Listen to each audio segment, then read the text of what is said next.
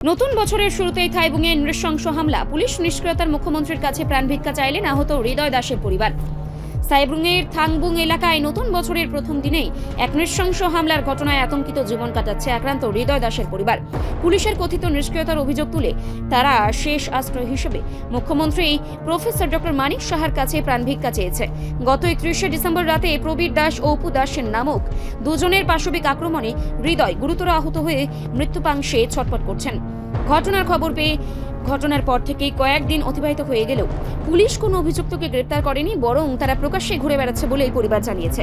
অভিযুক্তের কাকা সুভাষ দাসের পক্ষ থেকে আসা হুমকির কথা উল্লেখ করে পরিবার বলছে, তিনি প্রকাশ্যে দাবি করেছেন যে আগেও এমন হামলা হয়েছে এবং আবারও হবে, কেউ তাদের থামাতে পারবে না। এই অবিরাম হুমকির মধ্যে সহায় সম্বলহীন পরিবার চরম নিরাপত্তাহীনতায় কষ্ট পাচ্ছে। পুলিশের ওপর আর কোনো ভরসা না থাকায় হৃদয় ও তার পরিবারের রাজ্যের অভিভাবক মুখ্যমন্ত্রীর দ্বারস্থ হয়েছে। তারা কাতর আবেদন করে জানিয়েছেন যাতে দোষীদের দৃষ্টান্তমূলক শাস্তি দেওয়া হয় এবং পরিবারের জীবন রক্ষার ব্যবস্থা নেওয়া হয়। এখন সবাই অপেক্ষা করছে প্রশাসনের সর্বোচ্চ মহল থেকে হস্তক্ষেপের জন্য, যাতে অভিযুক্তরা দ্রুত শৃঙ্খলায় আনা যায়। আমার নাম হৃদয় দাস, বাবা নারায়ণ দাস, বাড়ি থাইবুং কবিত্তপাড়া। গত 31 ডিসেম্বর রাত্রেবেলা প্রবীর দাস আর অপু দাস তারা দুজনে আমার প্রচণ্ড পরিমাণে মারে মাথা ফাটাই দেওয়ার পরে আমার মা বাবা আমারে রাত্রে সাবরুম হসপিটালে নিয়ে যায়। সাবরুম হসপিটাল থেকে আমাকে শান্তিবাজার রেফার করার পর শান্তিবাজার একদিন থাকার পর ওখান থেকে আগরতলা জিবি রেফার করে। জিবিতে চিকিৎসা করার পর আজকে আমি 3 দিন বাড়িতে আসার পর তাদের নামে থানাতে লিখিত ডায়েরি এফআইআর করছিলাম।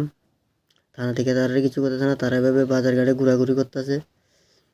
তাদের কাকা সুভাষ দাস প্রকাশ্য দিবালোকে হুমকি দিতেছে যে তারা আমারে পিটছে, প্রয়োজনে আমারে মায়েরা পালাই দিব, কেউ কিছু করতে পারতো না তাদেরকে।